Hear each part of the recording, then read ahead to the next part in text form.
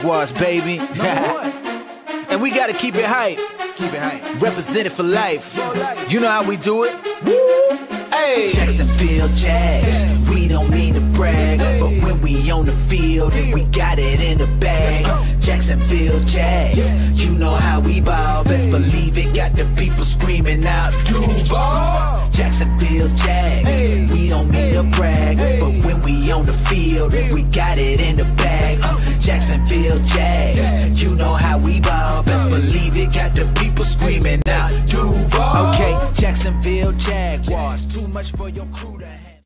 And what is going on, everybody? Welcome back into Club Jaguar. Look, guys, I know it's been a minute since we've done the show, but this Wednesdays have fallen on kind of holidays, okay? We've had from Christmas to New Year's, and, you know, also just the fact that the Jaguars have kind of sucked. We didn't really want to go out of our ways to recap what is the, Jaguars, Jets, or Jaguars. Who are we even playing at the end of the year? I don't even know. It's all a blur now, but we've moved the page. We are over. But now we have flipped the page on the 2024 season, and now we're moving on, and we have a coaching search, GM search, question mark, maybe. I don't really know what's going on there. I don't think Shad Khan knows. I don't think anybody knows, okay? That Zoom call will go down in history, but do want to say these streams are powered by BetUS. 150% deposit bonus using promo code YouTube150 over there. About halfway through the show, we'll go ahead and get into some odds, but go give some credit to BetUS for getting the show out here. So joining me, I do have my buddy. I got Jordan DeLuga. What's up, Jordan? What up, Dalton? How we doing? All is good, man. All is good. Like I said, man, excited that we've kind of put the bow on what was a disastrous 2024 season. 4-13. 4-13 when it was all said and Thanks done. to the Titans. Crazy? Thanks to the Titans. Thanks to the Titans. 4 wins. It's funny. People are like, bro, Mac Jones has as many wins as Trevor Lawrence this year. I'm like, yeah, the Titans. The Titans are the number one pick. The Titans, the Jaguars could outsuck many teams. They couldn't outsuck the Titans. I was on Team Tank. I got to give it to the Titans. They just were flat out way worse than us. They were awful. Yeah, we knew from the moment the schedule was released, the back 6 games, that was the time for the Jaguars to potentially have their best run, just from a schedule standpoint. And so to see them get the Titans a couple times, a team who has now fired their top personnel guy after a couple years. I mean, they've been going back and forth, firing GM, firing coach, firing GM, firing coach. Like, it's been crazy. It really is amazing because it feels like we're in a state where, like, it kind of feels like you're on an island when it comes to, like, having bad ownership and bad front offices and stuff. But, dude, there's a lot of them out there, man. It's crazy to me that you have these millionaires and billionaires running these teams, and it just seems like so many of them are in such disarray, and Titans being one of them. Yeah, and, you allow Rand Carthen to go out there and spend like it's going out of style last offseason. Mm-hmm. And now you're saddled to all these contracts he gave out last year, and now you're asking someone else to come in and clean up the mess and figure out what to do with the number 1 overall pick. So it's interesting around the AFC South. No doubt about it. No, it definitely is. I mean, Gus Bradley is finally gone.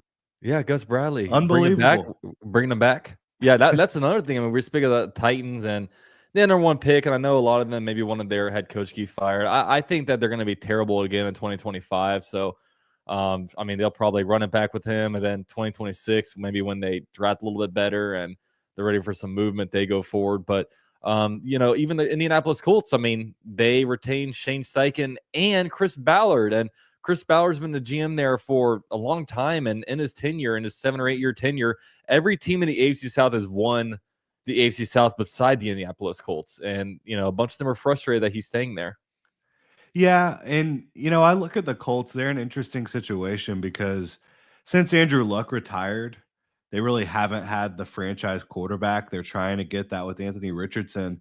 But to me, and, it's just weird that they can't beat the Jaguars in Jacksonville. And, even despite the Jaguars having a pretty horrible team for most of that time, they've got a pretty darn good record against the Colts since Peyton Manning left. But I think I like Shane Steichen. I think he's a really good offensive coach. I know there's been some question marks about his leadership the last couple weeks, and Chris Ballard, I think overall, when you look at his draft history, it's pretty strong. I think one thing you'd like him to do a little bit more is spend.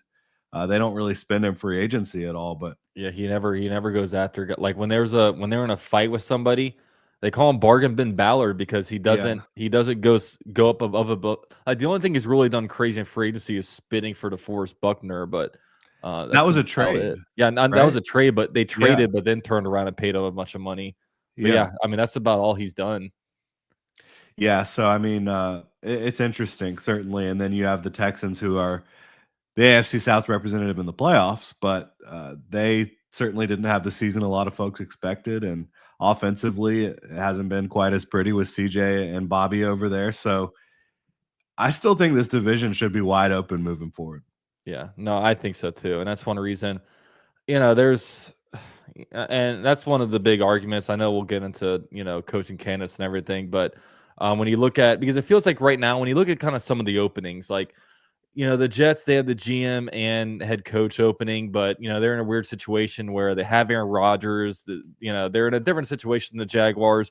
The Raiders need a quarterback too. None of them are really in a great spot to draft them where they're at. So there's kind of some question marks there. Saints are in kind of cap hell and they don't have a quarterback. So the Patriots, it feels like they're kind of getting Mike Vrabel. So when you really look around the openings, it feels like the Jaguars and the Bears are kind of like right there when it comes to maybe some of the more attractive spots. And I know the Bears have their own issues too.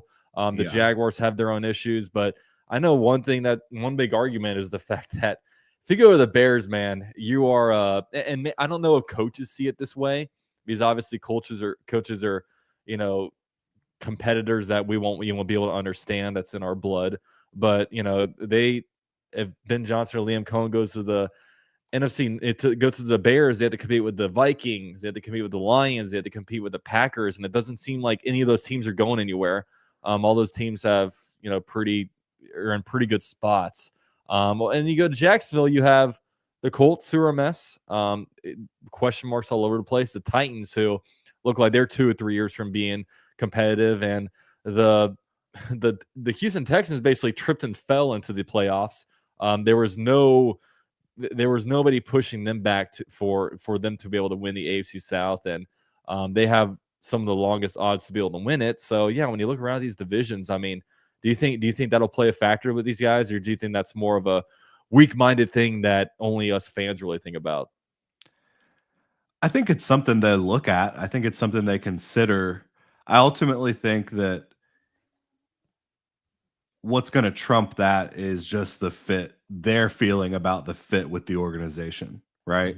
Mhm. And then also, like, if there's a guy who gets offered a job and he doesn't have any other job offers, right? Like, there's a pretty good chance he's going to take that, because as much as like guys like Ben Johnson have been selective, like, you never know when this opportunity is going to come up again. If you get offered a head coaching job, a lot of times you just need to say you're going to bet on yourself, because there's a good chance, what if things go south in 2025 and then you never even get offered a job again?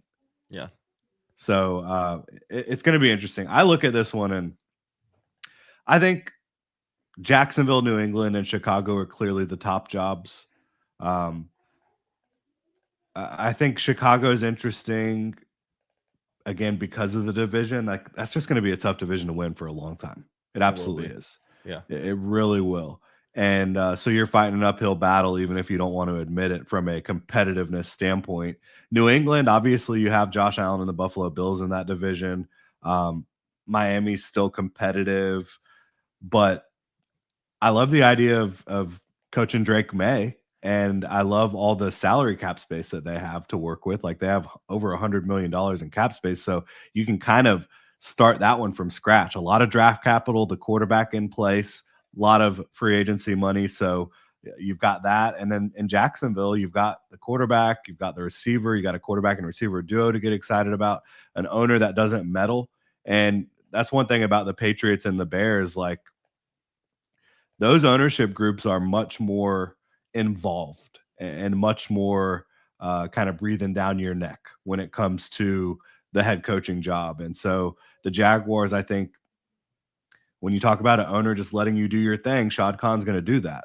And you've got the quarterback, you've got the receiver, you've got other pieces in place, you've got draft capital, you've got free agency money. So you can make the argument certainly that Jacksonville is the most attractive job, but then there's the Trent Baalke of it all as well, which we just have no clue what is going on with the Jaguars general manager job right now.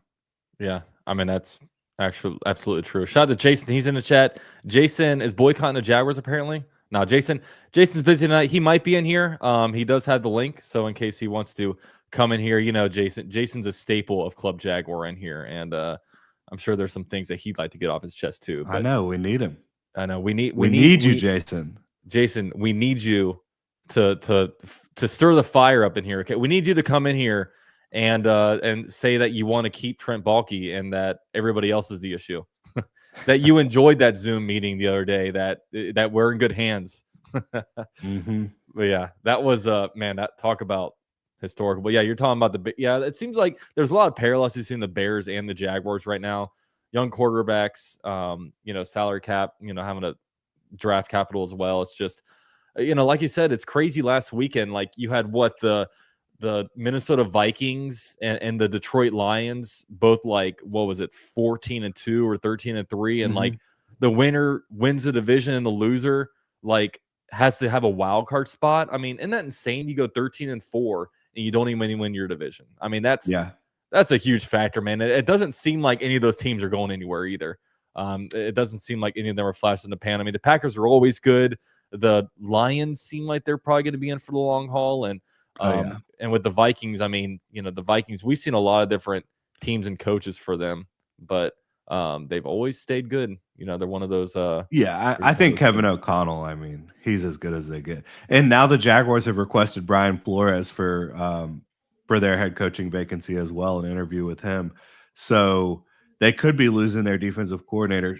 If they do lose Brian Flores, replacing him is not going to be easy because the Jaguars are not the only team trying to interview Brian Flores. That guy is an absolute menace on the defensive side of the ball. The different blitzes and exotic looks he can throw at you. So, the Vikings, I think they're going to be in it for the long haul, like you said, and I think the Lions and Packers will as well. So Chicago is fighting an uphill battle. Yeah, it'll be it's going to be fascinating to see. And I will say, like, I actually do like these. I feel like the coaching pool right now, I feel like is better than 3 years ago. I mean, there's some interview requests the Jaguars have put in. Philadelphia Eagles offensive coordinator Kellen Moore, he's been kind of around the coaching circuit a little bit. It's funny when you look at these things because it's a different skill set if you're a head coach versus offensive coordinator. And Kellen Moore, I'm not sure, and I don't know, this is just me being weird, but I don't know if he's the true leader of men. You know what I mean? He's a little bit younger. I don't know. He looks a little bit nerdy. I'll just say that. And I don't know if it's just he's more of an X's and O's guy or, if he can take that next step. He's been having head coaching interviews for a long time now.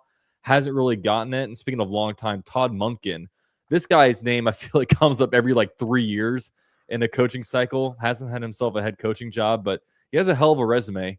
Yes, he does. I know on the Jaguars end, I don't know if they want to keep going old. I mean, you look at our history. Usually, when you're having these coaches and they don't work out, you want to go away from it. The Jaguars had Doug Marrone, who was an older retread, Doug Pederson, older retread. You'd probably like to go in maybe a direction like, Joe Brady's on here. Liam Cohen from Tampa Bay Buccaneers. Of course, we all know about Ben Johnson now. They also have Aaron Glenn, who I feel like the Jaguars will probably go offensive side, but Aaron Glenn, I mean, he's going to be a hell of a hire for a team. I just think the Jaguars are in a situation where like they have to get the most out of Trevor Lawrence right now, and I feel like this hiring is going to be really, really Trevor Lawrence heavy. And if Aaron Glenn gets hired, then it's like, all right, who's the OC? It feels like you're not done until that gets done. Patrick Graham from the Raiders defense coordinator, that feels like more of a potential DC hire, and also Robert Saleh. Not sure if that's a name that will be able to get some movement for the head coaching category. But, I got to ask you, Jordan, any of these names kind of stick out from you for, and even you just talk about Brian Flores, but either of these names stick out that I just mentioned here? Yeah, I mean, I agree with you. I think the Jaguars have to do everything they possibly can to make sure they're going to maximize Trevor Lawrence's ability to be the franchise quarterback they want him to be moving forward. Obviously, this year was a little rocky. I thought, before he got injured in 2023, he was playing fantastic. People like to forget that, and obviously had a great year in 2022. So I think Lawrence is headed in the right direction, and we will hear from him tomorrow at 11:15. We've got a press conference with Trevor Lawrence, so be interesting to see what he has to say about the end of the season and moving forward, all that good stuff. And congratulations to him and Marissa for having their first child. So that's pretty awesome. But yeah, this coach has to maximize Trevor Lawrence's prime, and he's going to be entering his prime here in the next couple years. Still a very young player. There's arguments on both sides when you talk about leader of men versus or defensive coach or offensive coach. I don't really like to put these coaches in those boxes necessarily. Like, just because you're an offensive coordinator doesn't mean you can't be a leader of men, right? And you're going to have a hard time being a leader of men if you have two coordinators who have no clue what the hell they're doing, right? So, like, it takes a lot to be a good head coach in this league. You have to have great assistants. You have to have a front office that you have a unified vision with. You have to have support from the ownership group from a spending standpoint, making sure your facilities are. And so there's a lot that goes into it. And then also, if you haven't done it before, it's so much more responsibility than being a coordinator. You have to do a lot more media work. You have to meet with the media 3-4 times a week. You have to put out little fires and manage every single personality within the coaching staff and roster. So there's a lot more that goes into it than just being a good offensive play caller or defensive play caller or leader of men. But I think that if you hire a defensive coach, not only are you saying we've got to go find an offensive coordinator, but if you have a good year next year, there's a good chance that offensive coordinator is gone. And then you're trying to somehow build a pipeline of good offensive coaches, and it's harder to do that than it sounds. Yeah. No, yeah. And it's funny because Jaguars Night does bring up a good question about any ability to Baalke retiring or taking a different position.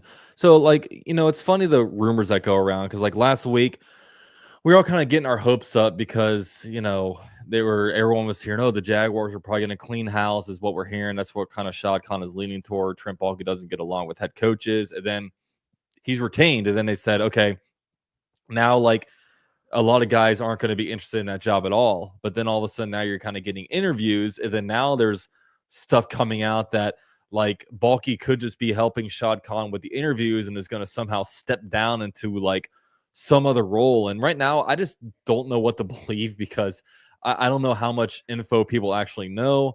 Is it even realistic that somebody will really step down? Is it anybody's? Is somebody if like a Ben Johnson or Liam Cohen, a guy that's never been a head coach before, can all of a sudden come in here and demand this, and that, and is Shad Khan actually going to listen to that?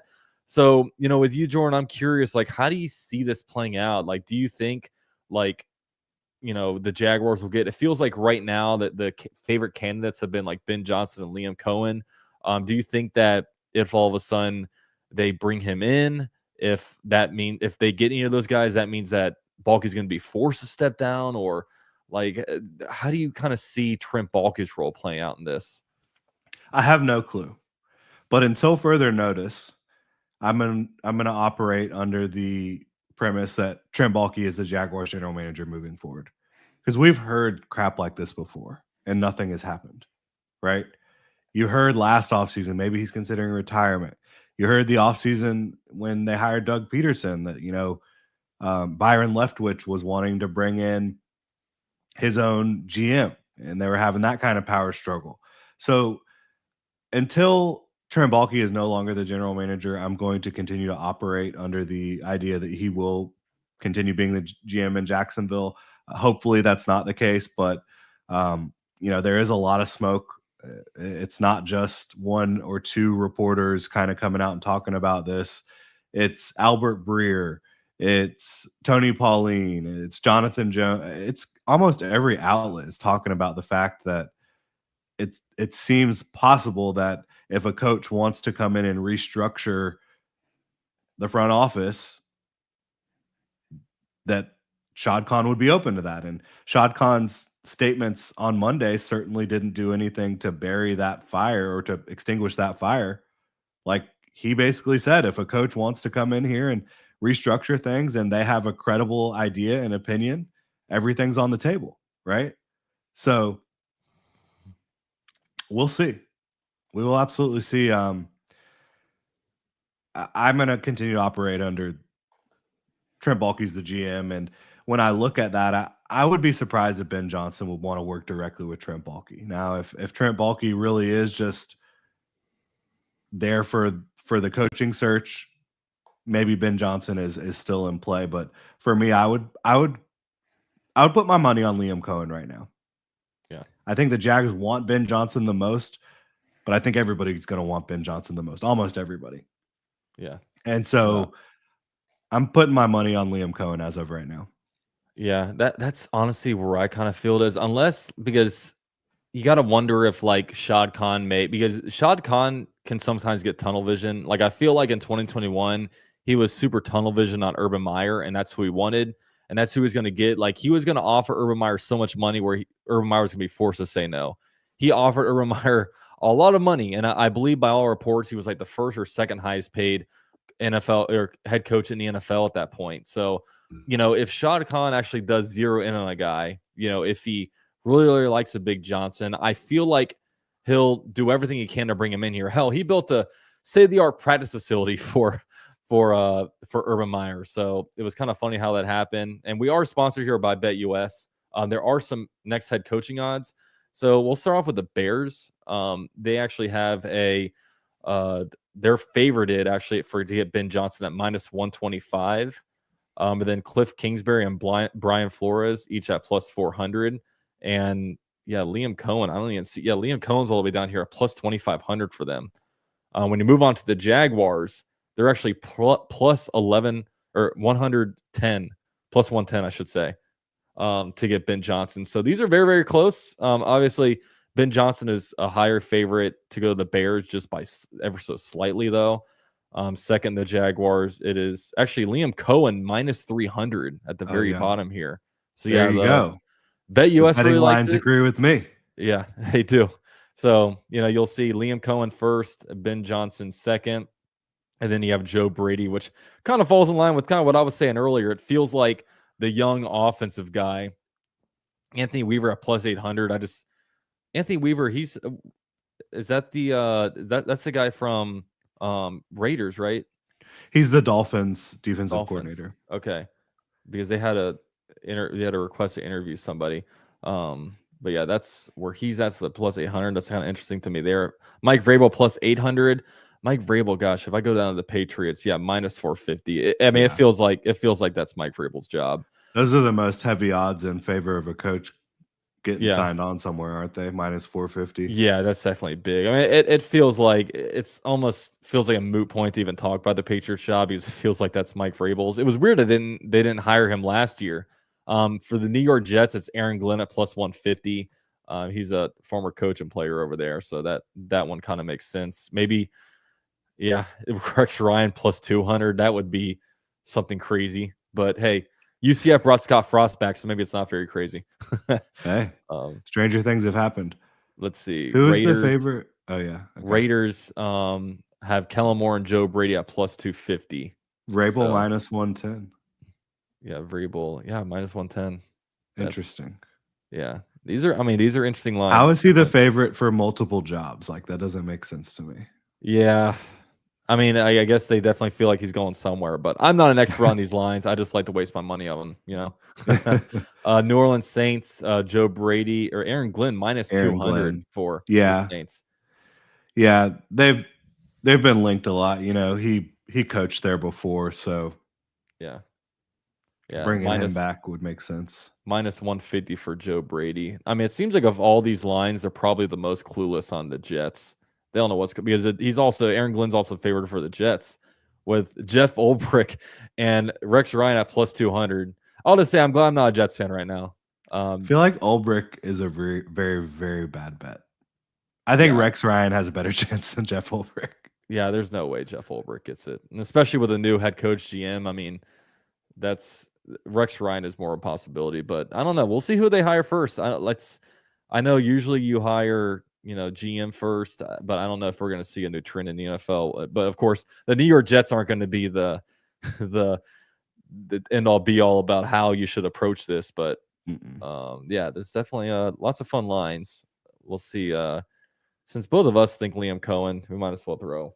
Let's do it. 20 on it. Only going to win you 667, but hey, free 667. Am I right? But yeah, shout out to Bet US. By the way, guys, if you guys are interested in any of these lines, 150% deposit bonus using promo code YouTube150. They got quick 24-hour payouts and also 24/7 customer support. So really appreciate them for being a sponsor on this channel. And we'll see how this line moves next week.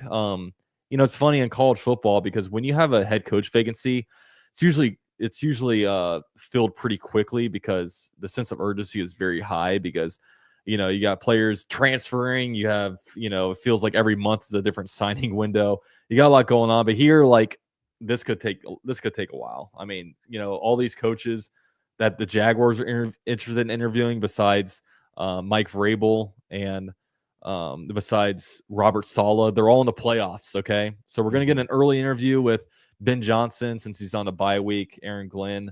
But outside of that, man, you can just kind of wait for these guys to fall out of the playoffs, then you can have your chance to interview them. So, yeah, we'll definitely see next week kind of where these lines falls, and maybe even some I don't know if any spots get finalized. Of course, we're gonna have a crazy rumor mill going on, but we'll see how factually accurate these guys are because I feel like this is a different head coaching search where now we're like in like a head coaching search / will Trent Baalke get demoted era, which would be so weird. The national media is almost always wrong about the Jaguars. They are. So I just kind of stopped. Kind of stopped paying attention because I don't know if there's just one leak because Shad Khan certainly doesn't leak things. So I don't know if Trent Baalke does it, but they're almost always wrong. So I don't know why Baalke would be saying, yeah, I might be looking to take a different role with the team, but yeah, dude, I don't know. I don't know who's spreading it, man, but I don't know. It's a little bit frustrating because I'm someone I can be a little gullible. I can buy into this stuff, and boom, it just kind of shakes up. And and I don't think anyone's trying to be disingenuous from the national media. Like they have sources, they're hearing things. Yeah. Well, I mean, they're putting their reputation on the line. Like they want to be right. They don't want to be known as the person that's wrong. Like kind of like the Jaguars have like who is that? Florio is always wrong about the Jaguars. Jason LaCanfora always wrong about the Jaguars. But you have guys like that can be kind of spot on about Jaguar stuff sometimes. So there's certain people that you can trust, certain people that you can kind of distrust. So we'll see kind of how this whole thing shakes up. But with that said, I know it's funny because I was listening to, of course, I think everybody in here listened to the Zoom meeting the other day. It was so weird having Trent Baalke just sitting there. It just didn't, I don't know, it didn't feel like to me that Trent Baalke should have even been on that meeting because it was almost like a kid who's been getting a lot of trouble. You want to talk to the parents first, but Trent Baalke was kind of hanging around. I know you asked Shad Khan about what success means to him. How did he respond to you? Yeah, I was asking, like, does this organization have a clearly defined, meaning of what success is moving forward? And he said shooting for the playoffs. Shooting for the playoffs every year. So I didn't find that very inspiring, to say the least, right? But I guess it's so. And if he expanded on that and said, shooting for the playoffs every year and giving ourselves a chance, or the best chance we can to, win the tournament, that'd be one thing. But just shooting for the playoffs, it's like as long as we make the playoffs, everything's all good.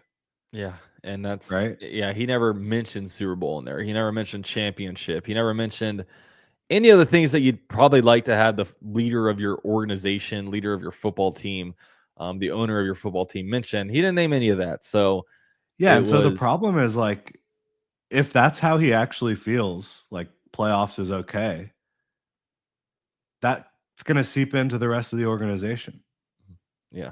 Right. It starts at the top. So, if he was just kind of misspeaking, that would be more understandable, but he didn't mince words there at all.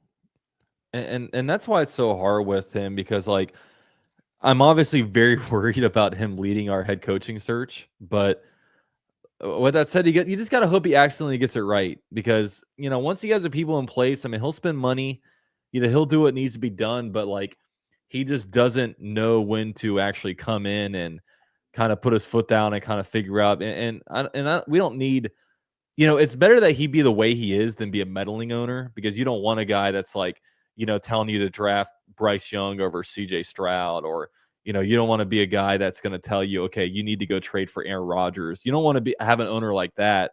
But, you also don't want to have an owner where like, things are going awry and there's head coach and GM battles where, you're having kind of a power struggle. You don't want him out on his yacht, wherever the hell he takes that thing. Just kind of being very hands off, it leads to the organization where it is. And then that's why a lot of people talk about how we need an EVP. And I don't know if you're along the lines where you think an MVP is needed. Like, I don't necessarily think it's needed if you just have the right people in place. It's just, I feel like an EVP is almost just like having an extra level of micromanagement. And an EVP is weird because you can't just go out and grab an EVP off the streets. I mean, it has to be a guy that has a lot of experience in all different areas, that is actually qualified for somebody to actually, for both the head coach and GM to report to them. You can't just go out and hire like, oh, we'll go to the Chiefs, in their scouting department and find a guy. It's different. So I guess what are your thoughts? Do you think that the Jaguars need to fill like an EVP role on the team? I don't think it's necessary. I think it's if Shad Khan could find the right guy to be the EVP, I think that would be beneficial, because they would, the GM and the coach would go through the EVP instead of going through Shad Khan. You know what I'm saying? But Shad Khan still has to make that hire. How is he going to know who to hire to be an EVP to run the football side of things? Like last time he did that, it was Tom Coughlin, which was kind of close to working, but Tom Coughlin wouldn't follow the rules of the collective bargaining agreement, got the Jaguars basically blacklisted in free agency, so they had to fire him.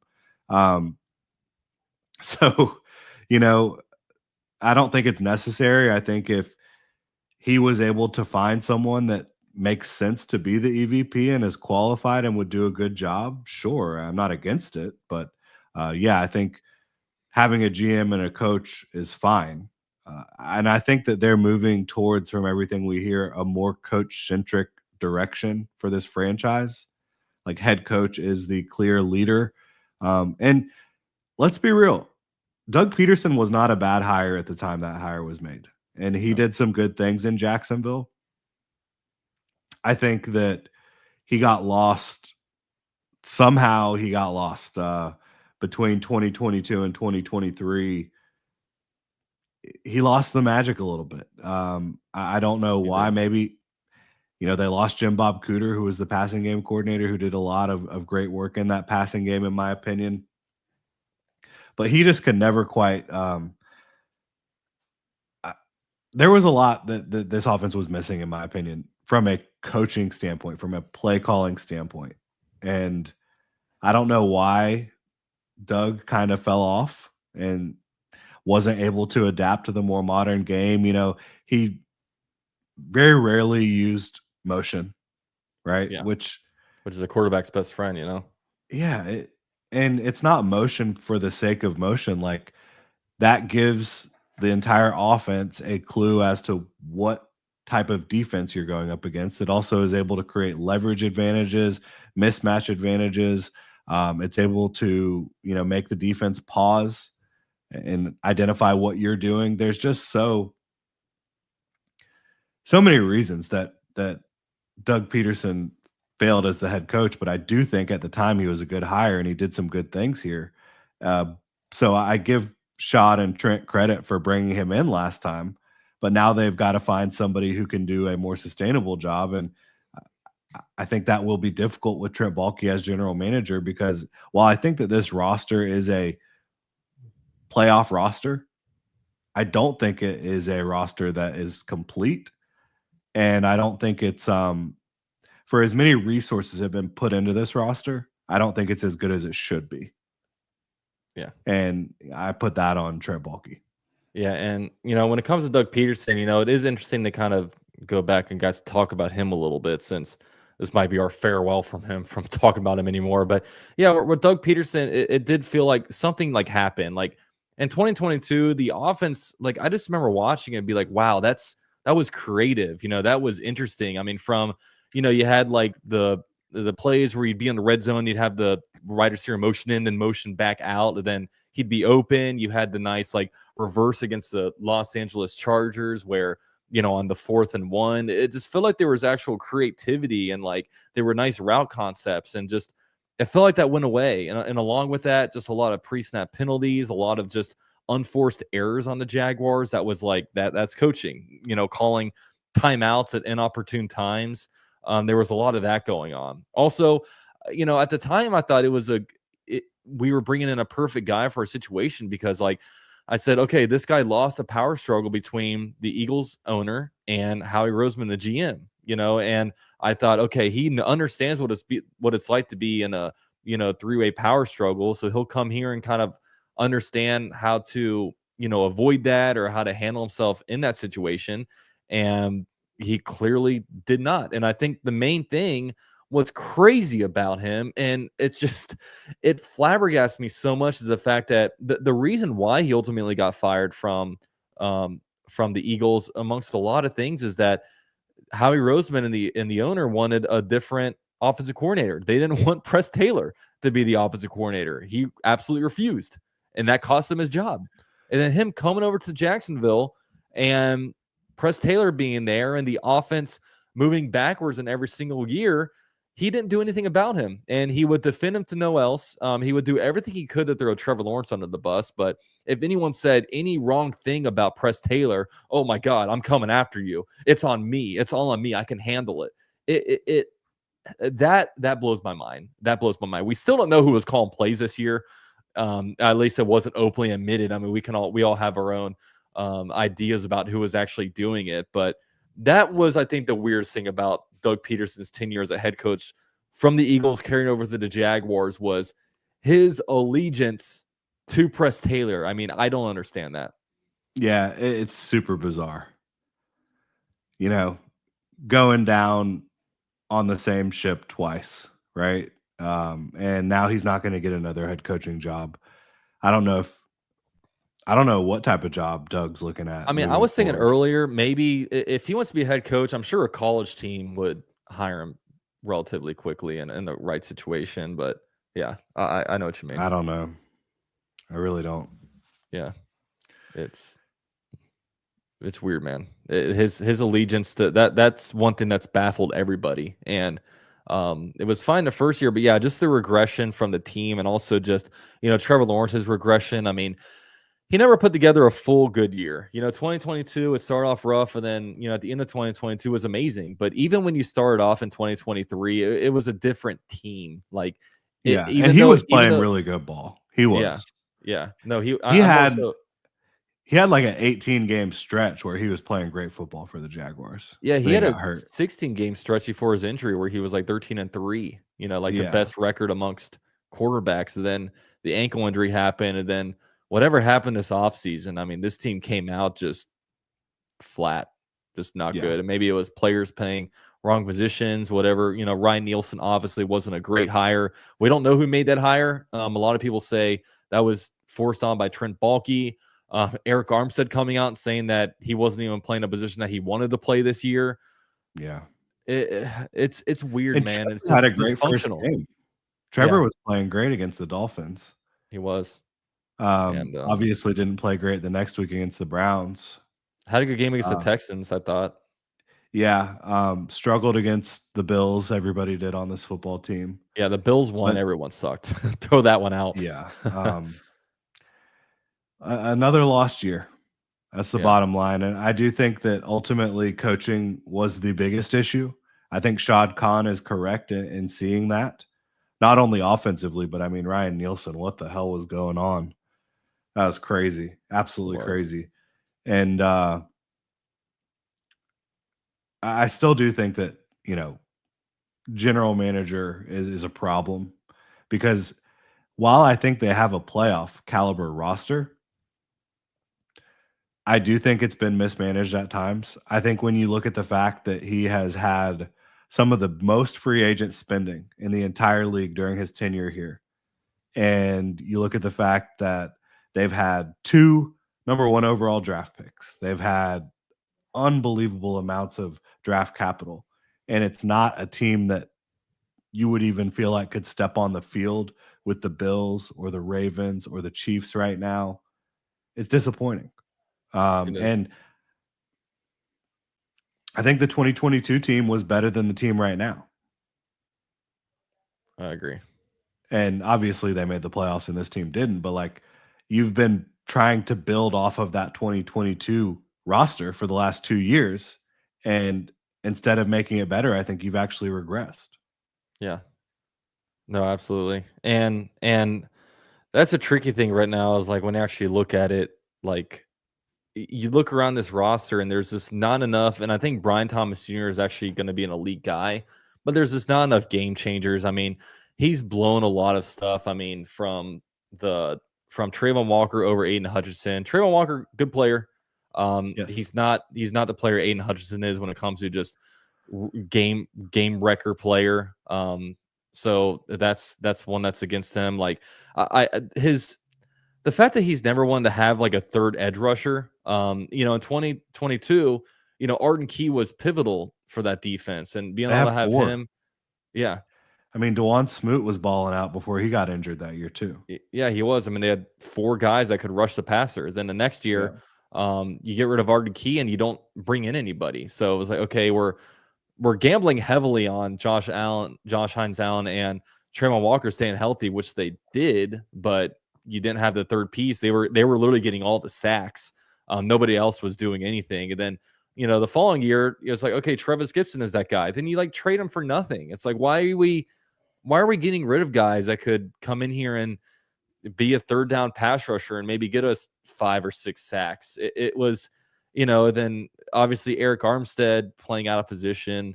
That's one that, like, I guess that's going to be a total mystery for the rest of the year. Like, did he sign on wanting to be a defensive end? Did he want to move? Yeah. Based on what we've heard so far this offseason, I think whether it was Ryan Nielsen or Doug Pederson, one of the coaches wanted him playing end. And he's excited to get back inside. And I'm excited to see him get back inside because he's not going anywhere. Nobody's going to trade for his contract at this point, and the Jaguars can't release him. It wouldn't make any financial sense. So I'm excited to see him get inside and play more on the interior and potentially get back to what we saw in San Francisco a little bit. Mm-hmm. Yeah, and then outside of that, there's other messes like in the secondary. I mean, you have Tyson Campbell and Jarian Jones, and I don't know what else you have there. I don't know what happened to Andre Cisco. They botched outside corner this year, and I said they did before. We all kind of saw that. I mean, yeah, they filled it with Ronald Darby, which, like, these cornerbacks in their 30s just don't run as well, very well right now. Hey, and Darius Williams was a damn good player. I don't care what scheme you're playing. Yeah, he was a damn good player, and they let him go. Got rid of him. And that's part of the regression from the 2022 team to now. Darius Williams was a good starting corner on the other side of Tyson Campbell. Yeah. And, Rayshon Jenkins was a good player. Andre Cisco, I don't know what happened to him. I don't know what happened to him, but and I don't know what his future is. I don't know if he's just worked himself back into a 1-year prove-it deal for the Jaguars, or, if maybe another team based off of how they evaluated him in the draft or based off of old film, maybe they want to, maybe give him a little bit bigger of a deal. But I mean, do you see Cisco potentially coming back, or is it way too early to tell? I would be surprised. I would think he would probably want a fresh start.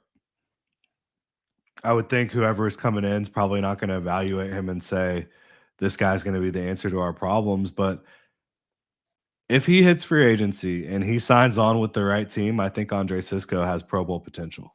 Mm-hmm. Yeah. I mean, you've seen his first he didn't get to play in year 1 because Urban Meyer didn't even know who he was. But in year 2 and 3, he was getting his hands on the football a ton. He was playing pretty consistent. He's always had moments where you wish he was a little bit more consistent, but he's still a very young football player. But this year was the most inconsistent year he had. Even with being as inconsistent as he was, he still had some big time performances in games and big moments. And so, yeah, I think he has a chance to be a Pro Bowl caliber player, but I don't know if it's going to be here. I wouldn't be mad if they bring him back, but safety is such an interesting position for them. You've got Antonio Johnson, who he needs a lot of developmentally, but he has the physical ability. Darnell Savage isn't going anywhere probably in 2025. Dewey Wingard's still under contract. He believes he's a starter in this league. I don't know what's going to happen at safety. But yeah, back to some of the mismanagement by Baalke. Like the whole Cam Robinson, Walker Little situation never made any sense. The linebacker position, the over investment at linebacker has been absolutely absurd, right? So you look at that, and I think, you've drafted a running back in the first round and the third round, and do you feel like either of those guys is a complete back at this point that can really be the lead back? Probably not. Yeah. Tank Bigsby puts the ball on the ground too much. Neither of them are good in pass protection right now. Yeah, and it's crazy because Tank Bigsby was doing good for a while, but he just never ran away with that spot. And ETN doesn't look the same. Yeah, and I will say, with better coaching up front, better offensive line play, better run blocking, there's a chance both of those guys do look like they can lead this football team, but you haven't seen that yet, in part due to poor coaching on the offensive line. Yeah. So, and that's one reason why I think it's so important to bring in a new GM, because, man, like this roster, it's not a terrible roster. I mean, it's not, but it needs some work done. I think you need like a set of eyes that have not drafted any of these players and have not signed any of these players to come in and figure out how you want to construct this thing. Because, I mean, you see Trent Baalke. I mean, he likes to keep his own guys, which I think any GM would want to do. But, would a new, obviously we like the Walker Little deal, but would a new GM want to make that deal? I think that was a smart one, Yeah, I really do. I just more so mean, like, and you even look at signing Tyson Campbell. Does another GM, would they want to come in there and do that? It's just, there's some players that you might need to cut, and there's some work that needs to be done. That's why this feels like this roster. I mean, we can make the playoffs next year easily, I think, but you have to be able to hit this draft right. You have to be able to hit free agency right. You have to be able to make the right moves in free agency to, build the kind of team that you think that will be best for the Jaguars. It's and it's just frustrating that we're out here that they asked about why you don't clean house, and Shad Khan's talking about Kevin Kaplan. You know what I mean? Like, yeah, I mean, he was clearly just deflecting, in my opinion. Yeah, it's when people say clean house, you know exactly what they mean. It says, I feel like he operates this kind of like a business, and in a business, like a lot of times, like if you're in an automobile, if you're in a bumper business, like you don't want to go fire a bunch of people. Because there's a lot of institutional knowledge. Working with a lot of clients, and there's certain things about clients that you'd think may be helpful to know, and like it's hard to pass on. The football isn't like that, man. You bring in a new GM, you bring in a new head coach, you have a set of 90 players, you build a coaching staff, and you go at it. You know what I mean? And that's why I think, like, you can't take away from him that he's very successful in business, billionaire in his empire, one of the richest guys on this planet. He's not a dumb person, but if you listen to him on that Zoom meeting, you would think that he's a dumb person. You know what I mean? Just because like it's, and I don't know if there's a sense of like, of him, there's, I don't want to sit here and say he doesn't care, but there's something that's missing in the football aspect. And even him going out there saying like, oh, this team is too predictable. Like, I wonder who told him that. You know what I mean? Every time he speaks about football, it feels like that's Baalke whispering it in his ear. You know what I mean? Yeah. If it was Baalke telling him that, though, he wasn't wrong. Yeah. He was not wrong. Yeah. And that's absolutely something they need to get in the modern game when it comes to coaching. And they certainly were not on the offensive side of the ball the last couple of years. Yeah. I think losing Jim Bob Cooter was much bigger than a lot of people realized at first. And you see it with the pass game concepts. I mean, they ran mesh as much as any team in the league under Jim Bob Cooter, or when Jim Bob Cooter was the passing game coordinator, which is just the two shallow crosses, easy man beater. And you really haven't seen that the last 2 years. Different things like that. I mean, that's just the clearest example. But you saw so many explosive runs in year one. They trickled off in year two, and then year three, they were pretty much non-existent. So it's just kind of a confounding thing. But I think that Shad Khan, whoever told him about the predictability, was absolutely right. And if it is Trent Baalke feeling that way, maybe, if he can bring that mindset into who he's hiring, maybe they will be all right. Who knows? Yeah. And yeah, I mean, it's a good point. It's just, it's a little bit troublesome. And I know a lot of people give him a lot of grief, and I know I'm right there too. And I've been kind of someone that's defended Shad Khan for a long time, but it's just hard to really defend him anymore. And I'm appreciative of him keeping the team in Jacksonville. I just wish that it felt like he saw things more from a fan standpoint, and just because it's just, some of his loyalty that's going on here. It's a little bit absurd. It definitely is. So we'll see what happens there. Obviously got our head coach interviews this week. It'll be fascinating to see what happens with Trent Baalke. I'm not sure if he goes anywhere. It would just be weird for a brand new young guy to sit here and tell him that he needs to get rid of Trent Baalke. But I don't know if his hand's gonna be forced. If he truly does want Ben Johnson and he zeroes in on that guy, maybe something does happen. It's hard to especially when he doesn't listen to any football, because from the sounds of it, there's plenty of people around the building that told him he needs to clean house, but he didn't. So I don't know how many people actually have Shad Khan's ear. And that's one reason why I sit here and say, man, like, I don't know how much he respects Tony Baselli. And I'm not even someone that, like, I'm not this big Tony Baselli for EVP guy, but it just feels like he needs some help with this. And he just needs somebody in this coaching search that knows a lot about football, but also cares about the Jaguars. You know what I mean? And I feel like Tony Baselli, I'd rather Tony Baselli be facilitating some of these things than I guess a Trent Baalke to be next to Shad Khan doing that. Yeah, I would love for Trent, for Tony Baselli, to have some sort of role within the Jaguars organization.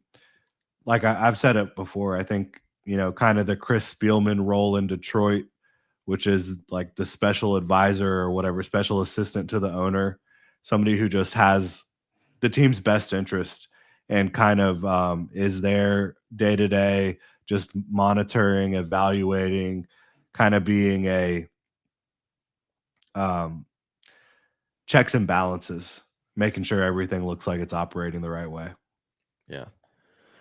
Absolutely, man. So, I mean, we'll just see what happens with the Jaguars. And of course, we'll be continuing to monitor these lines on BetUS to actually kind of see what happens. But yeah, there's some, I guess, playoff games this weekend. That should be fun. Of course, I'm very happy the Jaguars won't have to play this weekend. It'll be fun just to not have to really deal with that. Now, when we actually look ahead, the first game, the Saturday 4:30 game, the Texans are hosting the Chargers. The Chargers are actually 3-point favorites in that one. Then later that night, you have Ravens hosting the Steelers. Ravens actually 9.5-point favorites. The Steelers are in a bit of a late season skid. Also, the Bills are going to host the Broncos. Bills are 8.5-point favorites. You also have the Eagles hosting the Packers. Eagles 4.5-point favorites. Buccaneers hosting the Commanders. Bucs are 3-point favorites. And also the Rams hosting the Vikings. The Rams are 1-point favorites. So I guess with you, what is there any game that kind of stands out to you that you're most looking forward to? Yeah, it's funny that, the Packers season started with a loss to Philadelphia. It's going to end with a loss to Philadelphia as well. But is it going to be in Brazil this time? No. On U.S. not soil? for everyone involved. Yeah. Can they wear green? Yeah. Yeah, and that'll be an opportunity to see Kellen Moore, who, could be the Jaguars' next head coach. You never know. I think the playoffs are fascinating. Houston versus the Chargers on paper before the year, you would have said, oh gosh, Houston should win that football game, right? I think the Chargers should be favored in that game, even though the Texans are hosting it. I think that they're just a much more sound operation right now, and they've got a quarterback playing a little bit better football. But that'll be fascinating. What else do we got? Steelers, and who are they playing? Steelers and Ravens. Yeah, well, I mean, you got to go Ravens there, right? But that's fun divisional matchup. Lamar and the Ravens are hosting that one. Lamar has struggled against the Steelers, though, but this past time they played a couple weeks ago, that was not the case. The Ravens looked like they were firing on all cylinders. So I don't. The Ravens expect are coming Pittsburgh in to very win. hot, and the Steelers are coming in not so hot. Yeah, I expect the Ravens to take care of business. What else do we got this weekend? Bills hosting the Broncos. Yeah, that'll be a fun one because, Buffalo should win that game. The Broncos are basically, rookie quarterback who, of course, Bo Nix has played fantastic under Sean Payton, but in Buffalo, the Bills should win that game. But it wouldn't shock me to see the Broncos come in and put up a fight. And, they are really good at running the ball up the gut, and I think the Bills are going to struggle a little bit with that. So that one might be the one where I might call the upset. Is that right? Maybe. Hey, the Bills are one of those teams. Bills could go 17-0 in the regular season, but they still haven't proven anything because right now their demon is the AFC playoffs, and the farthest they've reached is the AFC Championship game once. They have extremely underperformed at this point, given how good their team has been. Yeah, and I'm a big Josh Allen fan. I think you watch that guy play; it's absolutely unbelievable. But and future head coach, Jaguars head coach Joe Brady. Yeah, Joe Brady. Let's see it. I am a big fan of Joe Brady, and they've done a great job. I think that things have clicked more for that offense since Joe Brady took over, but they still got to prove they can win in the postseason. That's a game they should win. But Sean Payton, that's a tough guy to beat in the playoffs. It is. Yeah, then it'll be fun. Hopefully this isn't like the first round of the college football playoffs. Could definitely see some blowouts here, but it is the NFL. The college football seeding was a little bit messed up. Yeah, I think they'll revisit that next year. It was kind of weird, like Boise State getting a bye week and Arizona State. I think I do like the 12-team playoff. I think I do like it, but I think it does need the seeding and stuff needs to be kind of rearranged a little bit, I think, to make it a little bit better going forward. But more competitive, for sure. More competitive. But we got 4 more games left there, or not 4 more games, but 4 teams left. So that should be fascinating. We have 6 games this upcoming weekend. And is it still Super Wild Card Weekend? Is that what they call it still, or did they take out the Super? I don't know. I don't know what we're pumping anymore. But yeah, we got 2 Saturdays, 3 Sundays, and 1 Monday. So that'll be cool. Maybe we'll see. We'll see how this whole thing comes out. But yeah, man, this has been Club Jaguar. Doug Pederson firing, Trent Baalke retaining, and Shad Khan just being himself, being his typical self kind of show. So I don't expect this time next week there will be a hiring yet, but once they do, man. Jordan Legal will keep you updated. He's over there at GenJag. He's been pumping out the videos, man. Jordan, what kind of content have you been posting, and what do you got coming up? Yeah, today was fun. It was the first, kind of prospect profile because the Jaguars met with wide receiver Rock Taylor out of Memphis over at the Hula Bowl. So we got to talk about that. Anytime we hear any news about the Jaguars meeting with a player, we're going to dive into it. I love draft season. I love all that good stuff. Been talking about the coaching search, obviously, all the news coming out about that. It was nice that the Jaguars put out a list for us of the interview requests. And then obviously we had the report from Tony Pauline that a lot of folks are potentially around the league expecting Trent Baalke to take an advisory role or a different role after the coaching search. So we talked about that. And Then Ben Johnson officially accepted the Jaguars interview request. He will be interviewing with the Jaguars on Saturday, along with the Bears, Patriots, and Raiders over the Friday and Saturday of this upcoming weekend. Yeah, so it's definitely an exciting time. Look, when we're pumping out these preview videos and recap videos, haven't really been very fun when you're so irrelevant. But now the relevancy is here. Now we've officially turned the page. Now we're actually feels like moving forward instead of just paused and running a quick stand. So all that's good. You can go catch Jordan Hulu over there, man. His YouTube channel is linked down below. He's also on Twitter, always tweeting stuff out at Jordan DeLugo. So appreciate him for coming on here. Also, guys, if you guys can, please follow me on Instagram and TikTok. I've been doing a lot of short form content. So that's at UCF_Jaguar. I'm trying to get into the short form content game. So if you guys could just kind of support me over there. I don't know. God bless you. Where I don't really like it that much, but I've been it's a lot of work. I'll say that. It's a lot of work. Like putting together, it's easier for me to put together a 15-minute video than it is for me to put up a 40-second reel. But that's why I want you guys to follow me so you guys can make it worth it. People want these days, though, you know? Yeah. Us kids have such short attention spans these days. Yeah. Actually, I'm 31 years old. I don't know why I'm saying that, but I think in 2025 we have a new like class. You know how there's like Gen X and millennials. Oh yeah, like a new beta. Yeah, it's like Gen Beta or something like that. Yeah. So we'll continue to monitor that. Yeah, but gonna be a wild generation. Hell yeah. But all right, guys. Thank you guys so much for being here. Shout out to BetUS for powering the stream. Also, guys, on your way out, drop a like, subscribe to Jordan. All the links down below. Appreciate you guys for being here. Go Jags.